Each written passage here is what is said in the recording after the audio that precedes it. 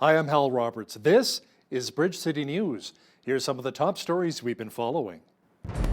Alberta's health minister responds to outrage from Albertans who were angry that MLAs left the country when we were told to stay home. Travel agencies, which have been hit hard during the pandemic, react to more news from Ottawa, which is negatively impacting their business. And Canada's chief public health officer re-emphasizes her government's commitment that Canadians should receive not one, but 2 doses of a COVID-19 vaccine. Your nation, your province, your southern Alberta. From the heart of Lethbridge, it's Bridge City News with Hal Roberts. Thanks so much for joining us. We begin tonight with mayhem in Washington, D.C. Thousands of supporters of U.S. President Donald Trump stormed Capitol Hill late Wednesday as lawmakers began the process of confirming Joe Biden's presidential victory. When some Trump backers broke through police lines and barged into the building, senators and members of Congress stopped their work and fled. There are even some reports that a woman who was inside of the Capitol has died from a gunshot wound. Police started throwing tear gas and what is it, flashbangs or whatever. And I saw it here first when I came in. I left my mother, I went up the stairs. I ended up getting pushed way too far. And next thing I know, it's me and a whole bunch of police. They're beating people with batons. They're using spray. I was just trying to see what's going on, really be a part of history, and we're not stopping. They're breaching it. You still see people going that way, they're in the building.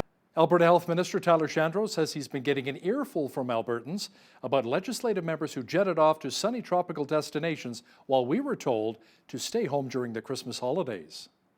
All I can say is this, I can say that we're sorry, but I'm not asking for their forgiveness. I'm trying to make that very clear. I don't think we can ask for forgiveness at this time. And I think what we can ask for, though, at this time, and what I'm asking from Albertans is patience. There was over 1 million Albertans who voted for us because we campaigned on hard work and humility. And some folks from our team forgot about that last part.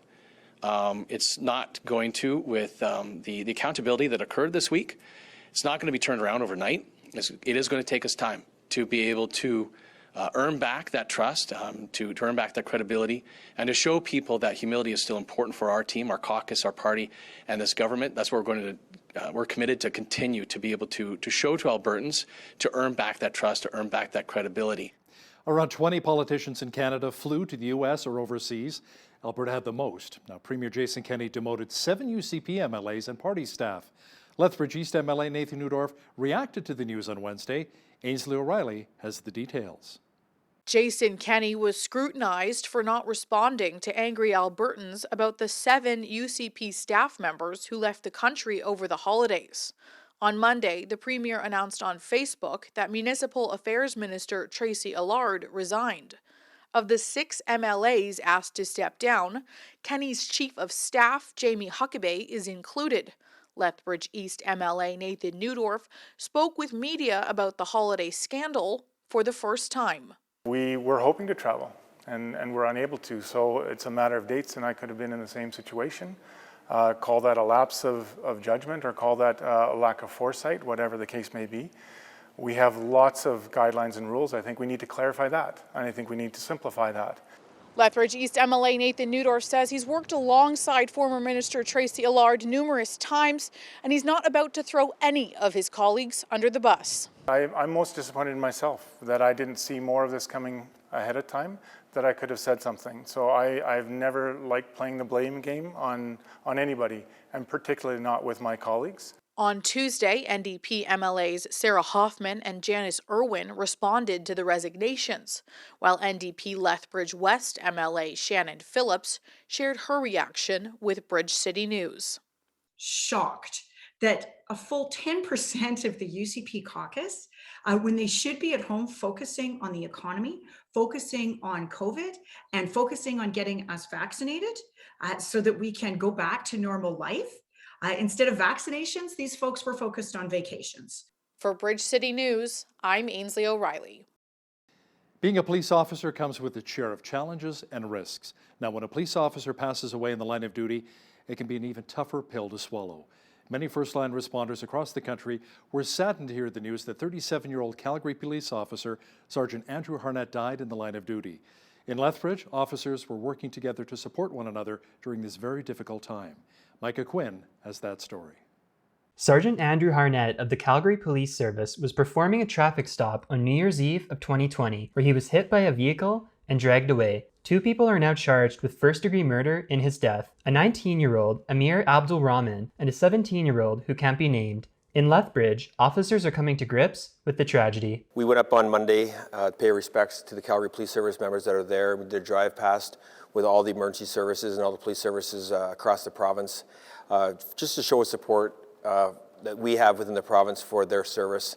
And the funeral this weekend, we'll be sending members back up again for that, just to show again our support and our solidarity with them as they grieve through this. Aaron Moore is the chaplain for the Lethbridge Police Service, and he says that he's been working on ways to support the officers here who might need help. What that practically has looked like through this incident has been to reach out to our members, first through an email to everybody expressing my support, my condolences for the incident that took place with Sergeant Harnett, and to offer my services as chaplain and to encourage them to lean into our service resources. Moore says he's also available to officers for prayer or counseling. To meet with them at their wish or their desire, that's a voluntary posture that I hold with them, and so if they want that, they can come to me, and we can do those things as they wish. There will be a televised funeral for Sergeant Andrew Harnett in Calgary, broadcasted on an FM band, followed after by a vehicle procession where the Lethbridge Police Service will attend. For Bridge City News, I'm Micah Quinn. The Trudeau government recently announced new COVID-19 sanctions on Canadians. It means that travelers returning to Canada have to have a negative COVID test before being allowed to board a flight back. Now here in Lethbridge, Tracy Hamilton, the owner of Inspired Vacations, says the new rules from the Liberals were thrown on the travel agency with little to no warning. When the news came out, I was actually in the middle of sending off a number of travel documents for clients that were leaving actually this weekend. So it was shocking, and that was the way that I ended off the year of 2020. So it has everybody scrambling in all the destinations where people are. The government did it without talking with the airlines about it. So it was really put out there very poorly.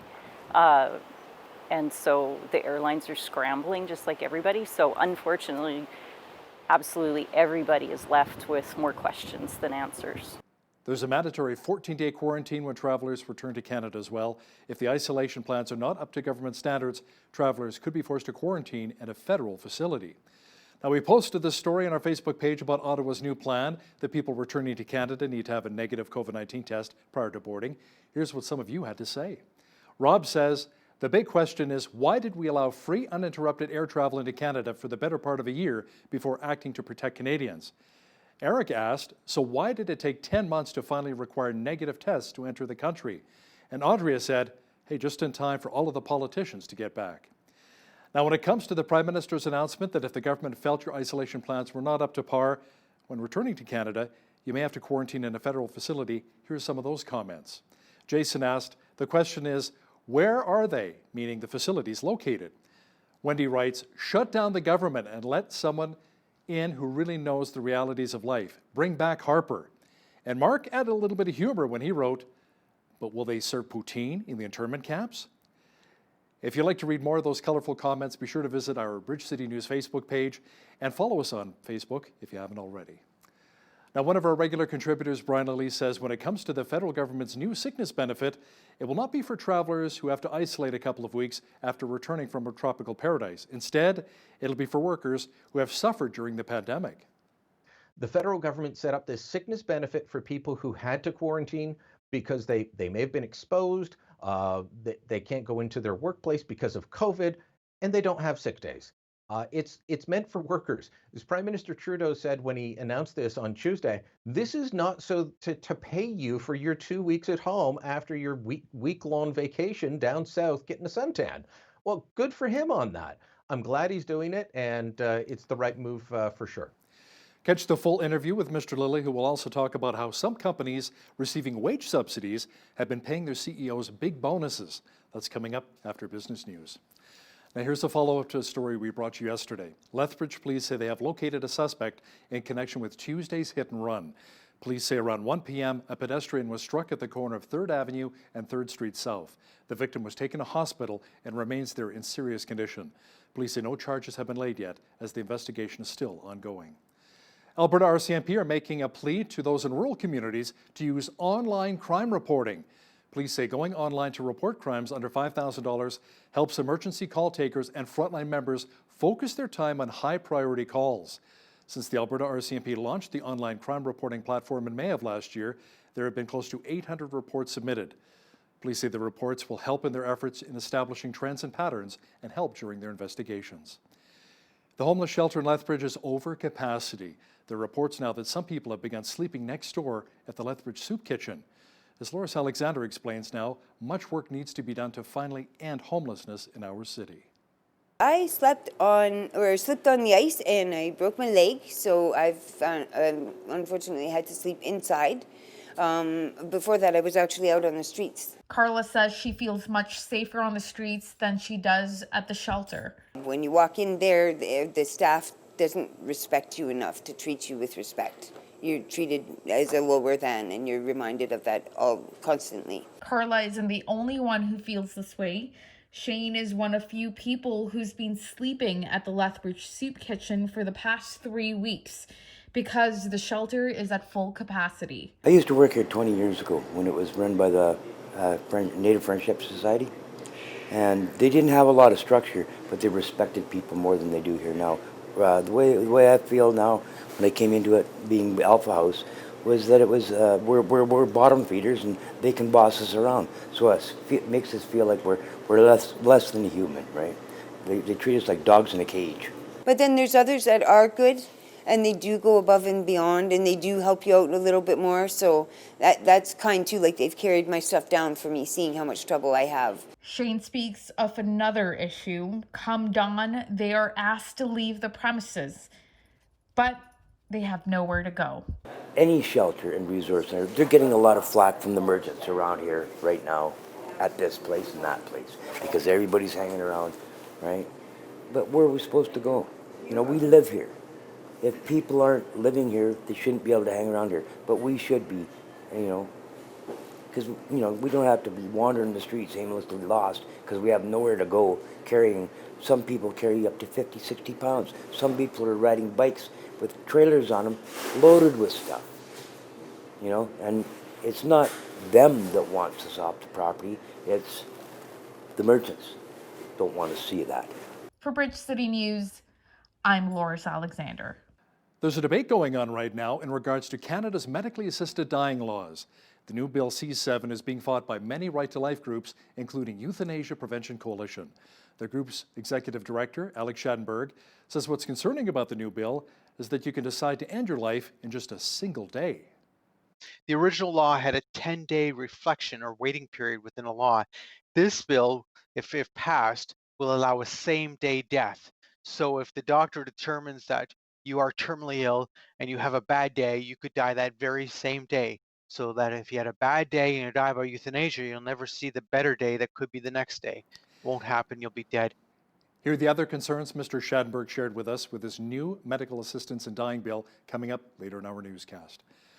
Manitoba Premier Brian Pallister made several changes to his cabinet. The biggest shift saw Health Minister Cameron Friesen, who faced criticism for rising COVID-19 numbers, move to the Justice portfolio. It's a Manitoba shuffle in a way, in the sense that we are a diverse province. We are people who've, some have called us less than charitably the refuse of the world. We're people who have come here for refuge, and we found it here in Manitoba and in Canada, and we've come from all over the world. And today I gave important assignments to people whose themselves or their families came from all over the planet: Ukraine, Poland, Germany, British Isles, Iceland, Jamaica, and others as well. So as we reflect on the challenges that are before us, I also would hope that we find time to reflect on the challenges that those who came before us overcame. And we put these challenges we must face now in that context. I know that I'm inspired, and I believe that the folks that I put into Manitoba's cabinet today, or that have taken on new positions today, are also very much inspired. I know they are. Health authorities in Nova Scotia announced a plan to administer more than 1 million doses of COVID-19 vaccines over the next 6 months. Premier Stephen McNeil says clinics across the province will first vaccinate the most vulnerable, including frontline workers and people living in long-term care facilities. We will run clinics across the province to ensure our most vulnerable are vaccinated. Frontline healthcare workers, to seniors living in long-term care, and those 75 years and older living in communities. Our strategy is to conduct clinics in all parts of our province, and this will help us keep the vaccination program rolling. We got a total of 9,550 doses of both the Pfizer and Moderna vaccines in December. The last delivery was December 30th when we got our 3,700 doses of Moderna vaccine. This early vaccine has given us a chance to test our processes ahead of our phase 1 rollout, which began on Monday this week. Canada's Chief Public Health Officer says she asked the National Vaccine Advisory Panel to investigate if there's a merit to delaying second doses of COVID-19 vaccines. Dr. Theresa Tam says it's important to ensure that Canadians receive their first doses, although a 2-dose regimen remains the ultimate goal. This is a topic of course, active discussion. And we're also going back to the National Advisory Committee on Immunizations to ask for some of their advice, looking at what we do or do not know, as well as the key considerations if people were looking at that interval. What I would like to really strongly emphasize is that Canada is committed to a 2-dose vaccine regimen. And so it's not about not giving 2 doses. And we'll certainly be keeping an eye on all manner of data available. There's some limited data on vaccine effectiveness after that first dose, which we will also sort of analyze separately. But that data looks, while it does look promising, it's just very limited at this time. Meanwhile, in the United States, health officials there could be giving at least 1 million vaccinations a day despite a sluggish start. Dr. Anthony Fauci says even with the doses being dished out, the next few weeks could be crucial as coronavirus cases continue to surge there. I'm ready. Slow starts are not uncommon when you have a brand new program that you're starting to get off the ground, in all fairness. And also, it was launched right in the middle of the holiday season of Christmas and New Year's, in which many of the clinics were not at full operational capacity during that time. There was a glimmer of hope because a few days ago, if you had looked at what had happened over 72 hours, there was 1.5 million vaccinations that were put into people's arms, which means about 500,000 a day. So if we could get to 500,000 a day under non-optimal circumstances of a new program and the holiday season, I think once you get rolling and get some momentum, I think we can achieve 1 million a day or even more. A hospital in Northern California quickly vaccinated 850 people after a freezer that was holding the Moderna COVID-19 vaccine failed. It prompted officials to do an emergency distribution of the vaccines before they spoiled. We know that it exceeded 8 degrees centigrade at 2 a.m. The Moderna vaccine has a 12-hour shelf life, so that 12-hour clock started at 2 a.m. So here we are at 11:35. We all recognized that these vaccines needed to go into as many arms as possible with the goal of making sure there was no waste. Democrat Raphael Warnock won one of Georgia's 2 Senate runoffs on Wednesday. He becomes the first black senator in the state's history. He defeated Republican Senator Kelly Loeffler, who is yet to concede. So I come before you tonight as a man who knows that the improbable journey that led me to this place in this historic moment in America could only happen here. We were told that we couldn't win this election, but tonight we prove that with hope, hard work, and the people by our side, anything is possible. It was another beautiful day in our region. The mild temperatures will continue, but there is a chance of some moisture. Complete weather details are coming right up. Well, we had kind of a great day in the Windy City, but still above seasonal weather-wise. Jeanette Rocher is here now with a full look at the weather picture. Jeanette, we're seeing some incredible weather, not typical for January, and there may be a chance of some moisture soon. Yeah, that's right, Hal. We could get to see some showers or flurries before morning with a risk of freezing rain with an overnight low of 0. Now into tomorrow, Thursday, 30% chance of showers or flurries in the morning and a risk of freezing rain again, clearing in the afternoon with a high of 4 degrees. Sunshine Friday and a high of 5. Saturday should be another sunny day with a high of 4 degrees. Sunday, another sunny one with a high of 2 degrees. And a high all the way up to 9 degrees for next Monday with partly cloudy skies. Average high for this time of year is -2, so we are well above average, and the average low is -14. High temperature on this day was in 2003, it was 12 degrees, and it was a chilly -35 back in 1996. The sun rose this morning at 8:28 a.m. and our sun set this evening at 4:47 p.m. Let's take a look at our national forecast. Over on the west coast, 40% chance of drizzle. In Victoria with fog patches dissipating in the morning. Vancouver, high of 8 degrees with a mix of sun and cloud. Edmonton, sunshine and 0 degrees also expected tomorrow in Calgary with a mix of sun and cloud. Mix of sun and cloud also expected in Saskatoon tomorrow with a high of -1. 1 degree expected to be the high in Regina with a chance of flurries. Winnipeg, partly cloudy skies with a high of -2. Keep in mind, those prairie cities often get the wind chill factor as well. -1 is the high tomorrow in Toronto with overcast skies, mainly cloudy skies also in Ottawa with a high of -2. 0 is the high for Montreal under mainly sunny skies. Fredericton could see a chance of flurries with a high of 0. 1 is expected to be the high in Halifax with a chance of showers. Flurries also expected tomorrow in Charlottetown. 1 degree is the high there, and a high of 5 tomorrow in St. John's, Newfoundland with a chance of showers. And there you go. That is your weather for this first Wednesday of 2021. Today's weather is brought to you, rain or shine, by the Gym in the North. Start your New Year's resolution today. Westjet says it plans to resume the use of its MAX 737 jets on January 21st. That's pending approval of the aircraft for commercial flights by Canadian authorities. The airline says it plans to operate 3 round-trip flights per week between Calgary and Toronto for 4 weeks. The company says it will then evaluate further routes and additional flights.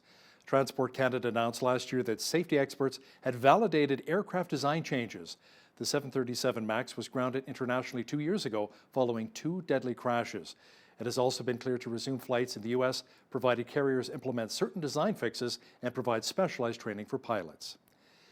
A public relations expert says the current controversy involving politicians who ignore travel warnings over the holidays holds important lessons for business owners. Bob Pickard with Signal Leadership Communication says the situation illustrated how hypocrisy, contradiction, and privilege are easily exposed in an age of social media. Instead of spin doctoring, he says effective leaders really need to work on a communication style that is transparent and candid. The European Union's Medicine Agency has given the green light to Moderna's COVID-19 vaccine. The approval recommendation must be rubber-stamped by EU's Executive Commission. It will give the 27-nation bloc a second vaccine to use amid high rates of coronavirus infections in many EU countries and strong criticism of the slow pace of vaccinations. The New York Stock Exchange has reinstated plans to delist shares of 3 Chinese state-owned phone carriers under an order from U.S. President Donald Trump. The exchange said initially it would remove China Telecom, China Mobile, and China Unicom Hong Kong, only to withdraw the decision on Monday. Trump's order bars Americans from investing in securities issued by companies which are linked to the Chinese military. In a statement today, officials with NYSE said they're decided to reverse course following new guidance and suspend the companies after the markets close on January the 11th. Now here's a look at today's markets. The TSX was up 145 points on the day to finish at 17,828. The Dow was up 437 to 30,829. The S&P 500 was up 21 points to 3748, and the Nasdaq was down 78 points on the day to 12,740. West Texas Intermediate Oil was up 58 cents to $50.51 US per barrel. Natural gas was up a cent to $2.71 US. Gold was up 3 cents to $19.1863 US an ounce, and silver was even on the day at $27.29 US an ounce. Wheat is at $277 per metric ton, barley's at $279, canola's at $6.51, and corn is at $318 per metric ton. Live cattle were down 5 cents to $115, feeder cattle were down 85 cents to $136.58, and lean hogs were down $1.15 to $69.78. The Canadian dollar was up slightly over the past 24 hours to 78.88 US.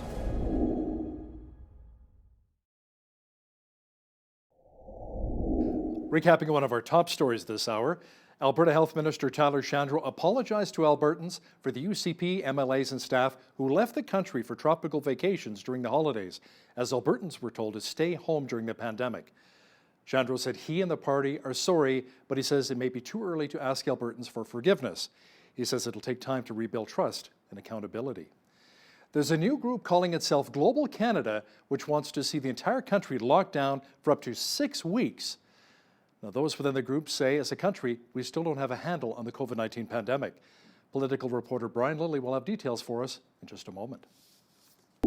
Politicians who told Canadians to stay home during the Christmas break were found traveling all over the place. Nice tropical sandy locations like Mexico, Hawaii, and the very posh and exclusive St. Bart's in the Caribbean.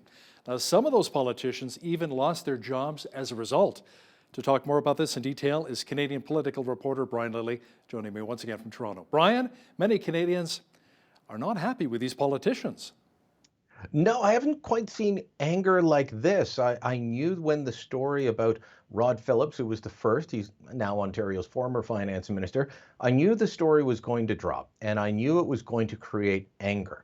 But even I was surprised at how much anger. And then it moved on from him to well, there were United Conservative Party members in Alberta, members of the government, including Minister Allard, who lost her job over this as Minister of Municipal Affairs and Emergency Preparedness, who was going to disappear to Hawaii for 3 weeks. And, you know, different people in governments in Saskatchewan, at the federal level, in opposition parties, people stripped of their parliamentary committee duties, their critic duties.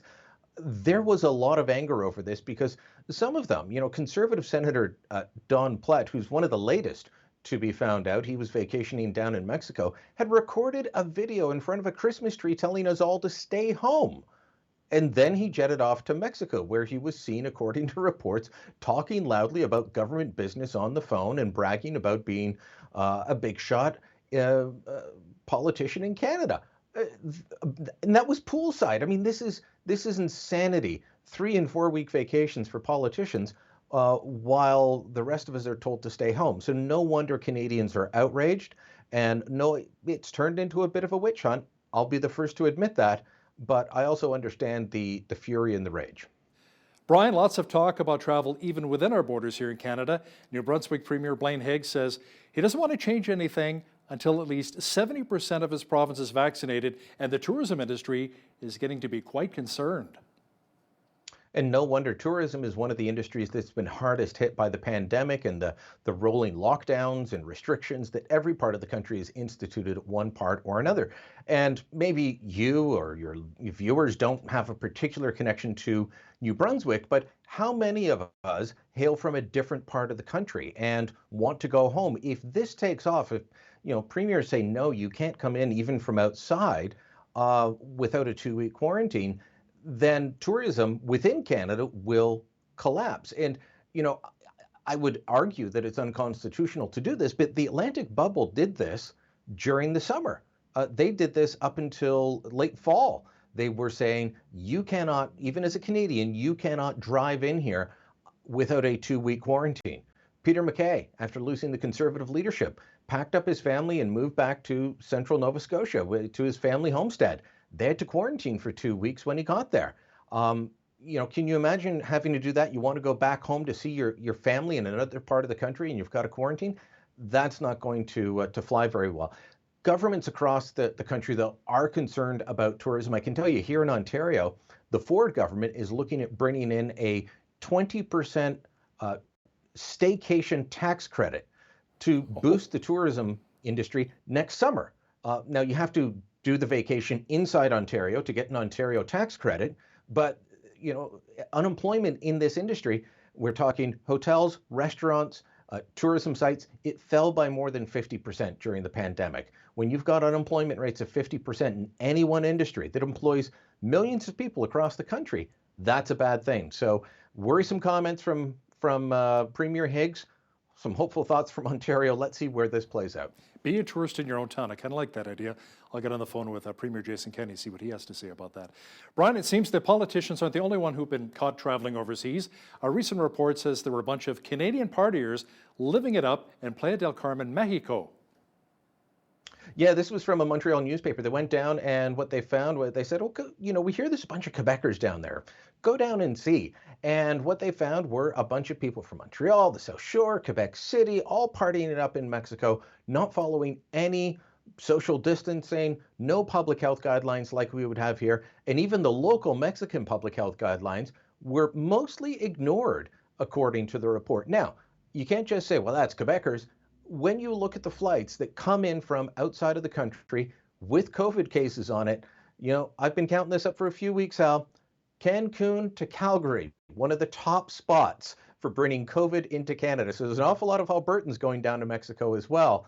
And thankfully, we might see some changes in how that plays out, because Prime Minister Justin Trudeau has now announced that you can't go south for a vacation, then come back in quarantine, and while you're in quarantine, collect the workers' sickness benefits. The federal government set up this sickness benefit for people who had to quarantine because they may have been exposed, they can't go into their workplace because of COVID, and they don't have sick days. It's meant for workers. As Prime Minister Trudeau said when he announced this on Tuesday, this is not so to pay you for your 2 weeks at home after your week-long vacation down south getting a suntan. Well, good for him on that. I'm glad he's doing it, and it's the right move for sure. I don't know about you, but my week-long Christmas vacation consisted of me going from the living room to the kitchen and then right back to the living room again, with those little snackies. But some World Juniors in there. That's right, yeah, World Juniors. Now, there's some new criticisms of the Canada Emergency Wage Subsidy, Brian, having gone to companies that didn't need it, including those that paid big bucks, big bonuses to their executives. Yeah, there's been a couple of different reports on this, some in the financial press, some in the political press. One looked at 60 different companies and that are listed on stock exchanges like the TSX, and found that many of them were paying bonuses to their executives or dividends. We're talking about $5 billion worth of bonuses and dividends paid out, but these same companies took more than $1 billion in the wage subsidy. Then there's companies like Linamar, which is a stalwart of the auto parts industry, the independent auto parts industry that supplies the Toyotas and the Hondas and the GMs and the Ford plants here in southern Ontario and throughout Michigan. This is a company that increased its dividend from 6 cents a share to 12 cents a share while taking the wage subsidy. This is not what this was designed for. And, unfortunately, I just praised the Prime Minister for saying we're going to take away this benefit for people that are going south for a vacation.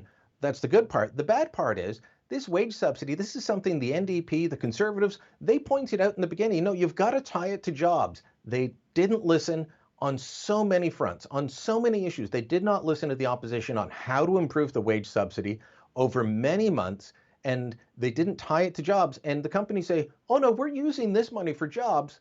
Well, yeah, you're using that money for jobs because you're saving a bunch of money elsewhere in paying it out in dividends. You shouldn't be paying dividends or big bonuses when you are doing this. I'll tell you this much. My employer, which is ultimately Post Media, they're the owners of the Toronto Sun, our executives did not take bonuses. In fact, they took wage cuts while taking the wage subsidy for regular working Joes like me. They're also not paying dividends. So that's the way it should be. That should have been a condition of getting this. The government didn't put it in there, even though they were warned. Now, Brian, the orders in some places not to travel have turned into stay-at-home curfew in Quebec. Now, is this the start of harsher lockdown measures being spread across the country? Well, this is the call for harsher lockdown measures that we're hearing in many places. And so now Quebec's moving towards a curfew. Not the first place to do this. In parts of France, they're looking at curfews that run from 6 p.m. till 8 p.m. That's when they start, depending on where you live. in different hot zones, and they go until 6 or 7 the next morning. Again, it depends. In parts of South Africa, I believe the curfew's at 9 o'clock. We're going to start seeing conversations about this. I'm not a fan of the idea. I think it, more than any of the other, and we've had some very measures that are very much against the Charter of Rights and Civil Liberties. I think this would be among the worst. And thankfully, Premier Doug Ford here in Ontario has said no in the past, but just earlier this week said, well, everything's on the table. We'll see where the numbers go. Our case numbers are going up in many parts of the country, but thankfully, the hospitalizations and the ICU cases, while rising, are not rising at the same rate as cases. When you compare, say, the first wave in the spring to this wave now, the rise in cases is not matched by the rise in hospitalizations, ICUs, and best of all, not matched in terms of deaths in some places. Others, like British Columbia, it's been a different story. I can just see that, the government saying, go to your room, it's time for bed, 9 o'clock, go home. It's time, like acting like your parent here. It's unbelievable. Brian, a group calling itself Global Canada has called for a national 4 to 6 week lockdown. I talked to a lot of business owners. They're not happy about this. Who is this group exactly, and why are they proposing this? Global Canada is a think tank of sorts that's been around since 2014. Some viewers are going to be very upset at the mere mention of this. They did get a lot of their early funding from the Bill and Melinda Gates Foundation. And so for people that are convinced that Bill Gates is behind the entire plandemic and is just out to market vaccines, this is proof of yet more nefarious deeds. I haven't found evidence of a lot of Gates funding in the years since 2014-15. I did talk to Robert Greenhill, the man behind this report, calling for a Canadian Shield approach to COVID-19. He has some good ideas. He has some bad ideas. I'm not a fan of just one more lockdown of 4 to 6 weeks. And I'll tell you why. They say a hard lockdown of 4 to 6 weeks and then gradually releasing restrictions on an incremental basis until you get to 1 case per million of population per day. So for Alberta, you would have to have no more than 5 cases a day before full measures, lockdown measures were released. In Ontario, it would be 15 or fewer. We haven't been at that level since the beginning of this, and I don't see us going back to that. Think of the flu. You could find 15 cases of the flu if you were looking and testing widely in the middle of June, when the flu is at its low, at its ebb. That's the way it's going to be with COVID-19 for a long time to come, even with vaccines. So I don't like that idea. What I do like is that they're calling for stricter measures on the border to try and control the influx of new cases from there. Even vaccinating truckers that have to go back and forth, making them a priority group. I think that's a good idea. But this lockdown idea, no. A point of contention for many during the lockdowns are the church service restrictions, Brian. In Alberta, we're at 15% capacity. The Justice Centre for Constitutional Freedoms, led by John Carpey in Calgary, is representing some Ontario churches in their fight to worship. What's the latest? Many of these churches are throughout southwestern Ontario. If you follow religion and politics, and they often intertwine, that stretch along the 401 going from about Kitchener-Waterloo out past London, Ontario is known as one of Ontario's mini Bible belts. And a lot of the pastors out there said, no, we want to continue having worship services. Some wanted in person, some wanted drive-in. There have been fights back and forth. Different churches have responded differently. Some, there's evangelicals up the street from me, evangelical churches that went immediately to online services. The Catholic Church across the street from me, they canceled Mass in person. They do it online, but they allow you to go in for up to 10 people, 20 minutes at a time for silent prayer. Some churches are willing to work with government. Some say it's too much of an infringement. The Justice Centre for Constitutional Freedoms is going to fight for these groups. So far, it hasn't been tested beyond one case of a Toronto church who tried to get an exemption just for them. This will be a different sort of constitutional challenge. And you know, when I talked to some of the lawyers at the Justice Centre for Constitutional Freedoms, they said some of these churches they're representing in Southern Ontario, you know, there might be Mennonite churches there, they don't usually use a lot of the online services. They don't use that kind of technology, so they need people to come in and worship in person. Now, Brian, vaccines have arrived in Canada, but they're going out quite slowly. Prime Minister Justin Trudeau has said that he's frustrated that vaccines are sitting in freezers and not in our arms. What's the holdup? I have to say that I agree with him on this, and I've been very critical, and we've talked about it, about the federal government not getting the provinces enough vaccines quickly enough. You know, we're still, even with the numbers that we have, not where we should be. But now the provinces do have a limited number of vaccines, and they're having trouble getting them from freezer to arm. That's problematic. I can tell you that the pace has picked up since the first vaccines were delivered the week of December 13, 14. That's a good thing. We're looking at a lot of provinces being between 30 and 40% of their available supply being used. But guess what? They're all getting new doses later this week, early next week. So they've got to start using them. We need to be doing a lot more vaccinations than we are now. To give you an example, we're at about 7,500 to 8,000 per day in Ontario now. That's a big increase from where we were. But we need to be able to do 150,000 a day by the time we start getting vaccine supply in serious numbers. That is a big jump. If you can't handle getting 50,000 doses, how are you going to handle getting millions of doses? The provinces need to get their act together. And since many of them took shots at the Prime Minister, it's only understandable that he would take a shot back in terms of his comments about freezers and arms. Political reporter and one of our regular contributors, Brian Lilly, thanks again for your time today. Thank you, Hal. The federal government is in the process of trying to pass Bill C-7, which will expand the parameters around medical assistance in dying or MAID.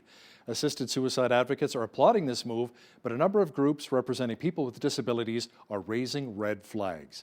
Joining me now to discuss this in more detail is Alex Schadenberg, Executive Director of Euthanasia Prevention Coalition, joining me from London, Ontario. Welcome back to Bridge City News, Alex. It's great being with you again today. Now, assisted suicide has been legal in Canada for a number of years now. What exactly will Bill C-7 change? Yeah, so Bill C-14 legalized euthanasia and assisted suicide, which they now like to call medical aid in dying, just to make us all feel better. That was legalized in June of 2016.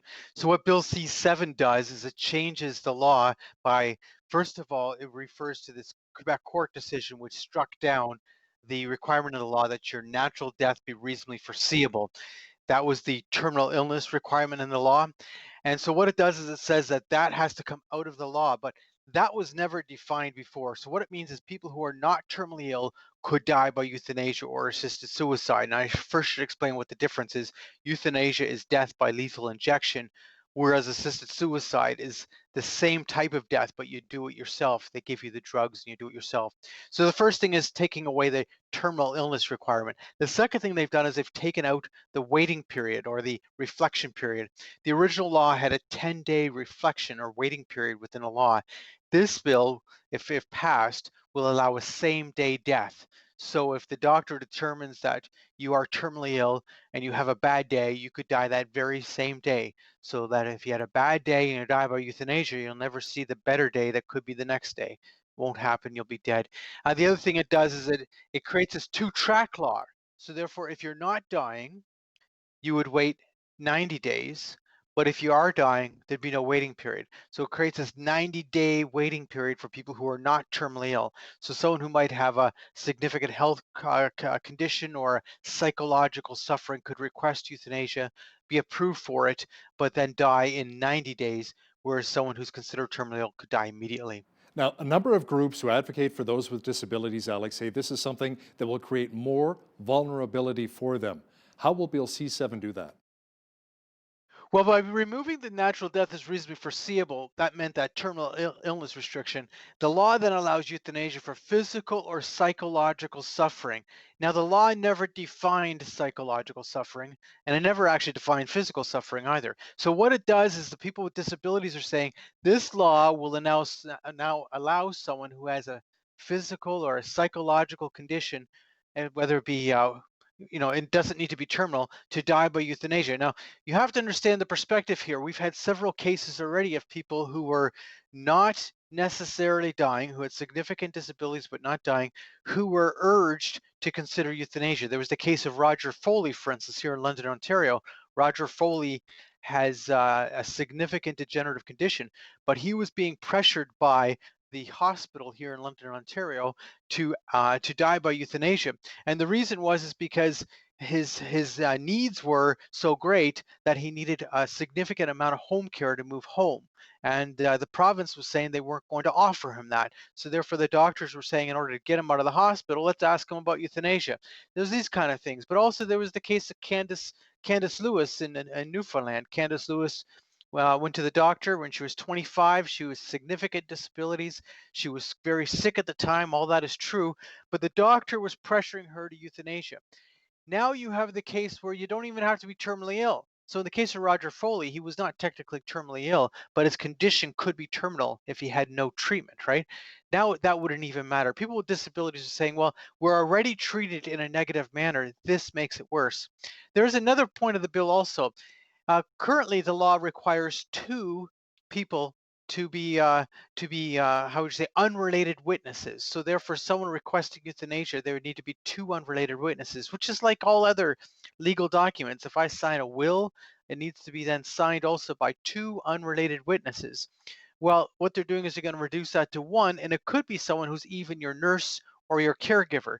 So people with disabilities are talking about, well, many people with disabilities go through a situation where they feel coerced in their life. They feel pressured in their life. They feel controlled in their life. They feel they have a lack of ability to make decisions because of how their life circumstance is. And now you're going to have euthanasia could be approved by your caregiver or your nurse. They feel that's completely unsafe. And I would agree with them. Let me ask you something. Wouldn't that be considered unethical, though, for a doctor, hospital to put pressure on a patient to end their own life? Well, certainly it was unethical. Roger Foley, in the case of him in London, Ontario, recorded the conversation on a tape recorder because he was so upset and shocked by the fact that they were telling him he should die by euthanasia. They were saying to him, well, you can have euthanasia, or it's going to cost you $1,800, per month to live here. And he's like, well, what kind of option you offer me, death or paying for my hospital bed, when the province is saying they're not going to care for me in my home because of the level of home care I need.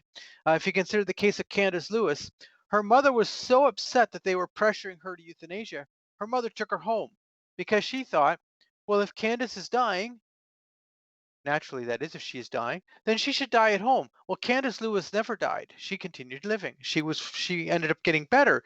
But the fact of it is that, is it considered unethical? Of course it is. But so is killing people by euthanasia unethical. Now, Alex, if Bill C-7 becomes law, is it true that a patient could be killed by their physician even after losing the ability to give instructions, or maybe the patient has even changed his or her mind? Right. So what the bill does is Bill C-7 allows for euthanasia for someone who's become incompetent, so long as they had been previously approved for euthanasia. So currently the law says that you must be competent at the time of death.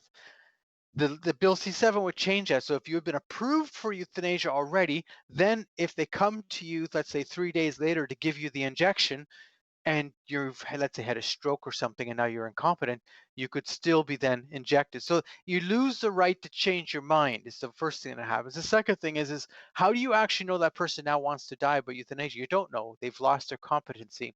But what's interesting about this is very similar to the one case that happened in the Netherlands. Because in the Netherlands, what happened is there was a case that went to the courts because the doctor had a patient who had asked for euthanasia and had become incompetent and went ahead and did it anyway. But at the time when she was going to do that euthanasia, the patient was resisting and saying no, saying no and resisting. So what she had done is she had the family hold her down as she injected her.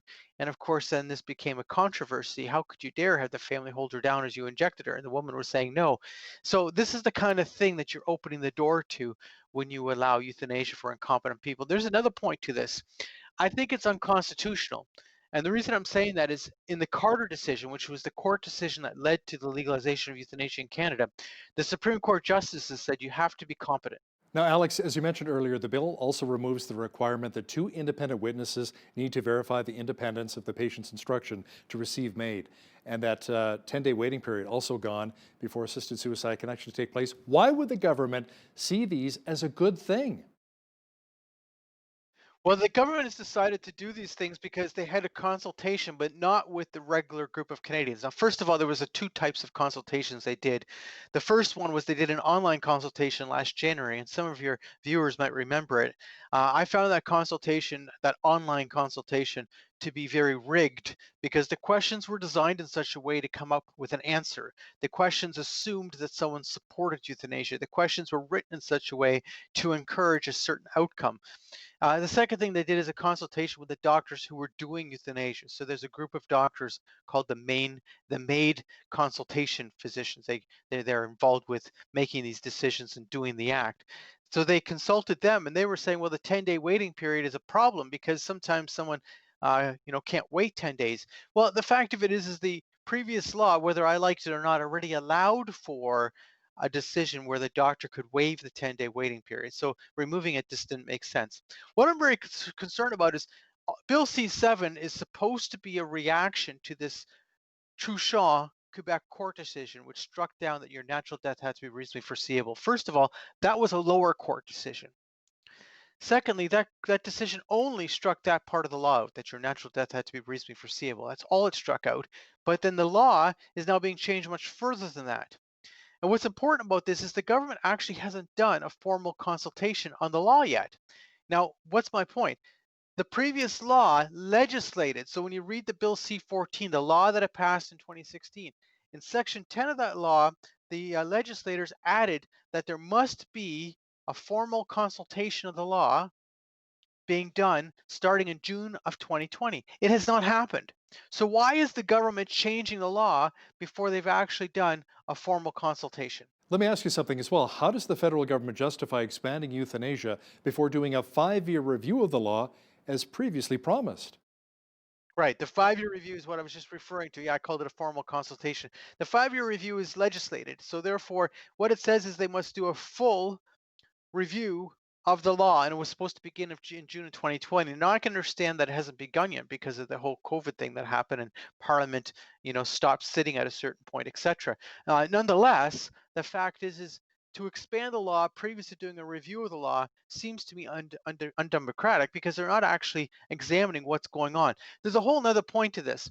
The government has been putting out these reports on the law. So the report that came out last year showed that there had been totally up until December of 2019, there had been around 13,900 euthanasia deaths. I predict at this point it's approaching 20,000.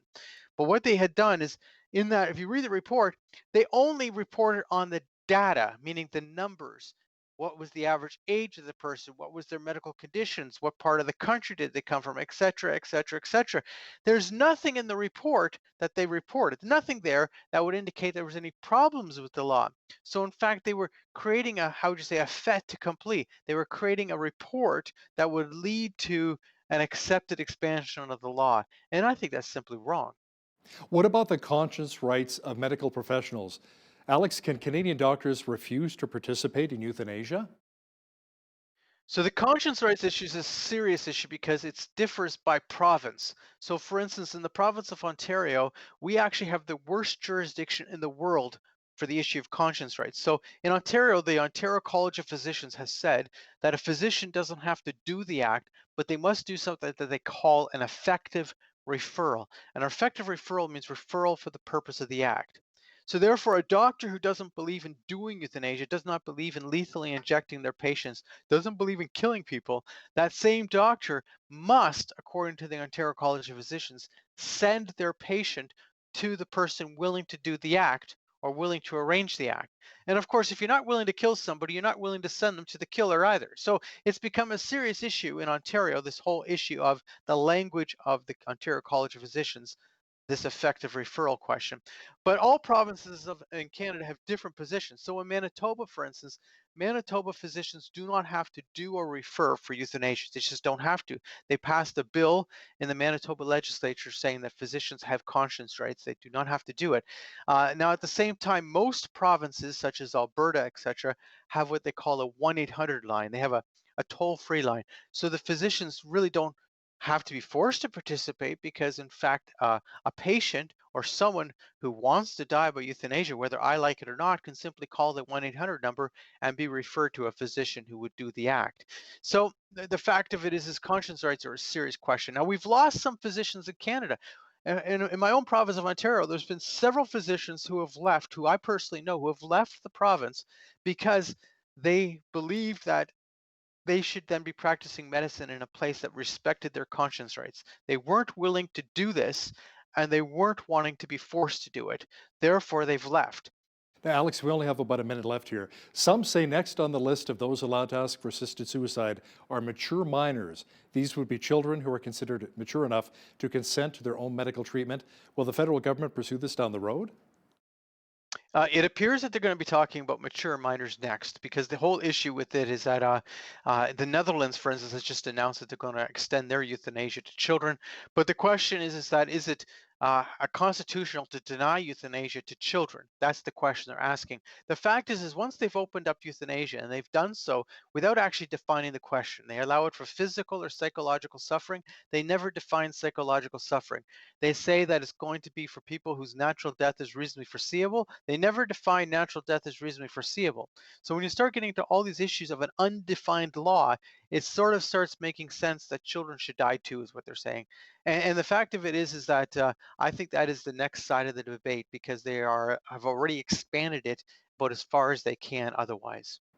Wow. Alex Schadenberg, Executive Director of Euthanasia Prevention Coalition, thanks for joining me today from London, Ontario. Thank you very much. On behalf of all of us here at Bridge City News, I'm Hal Roberts. God bless and thanks for watching.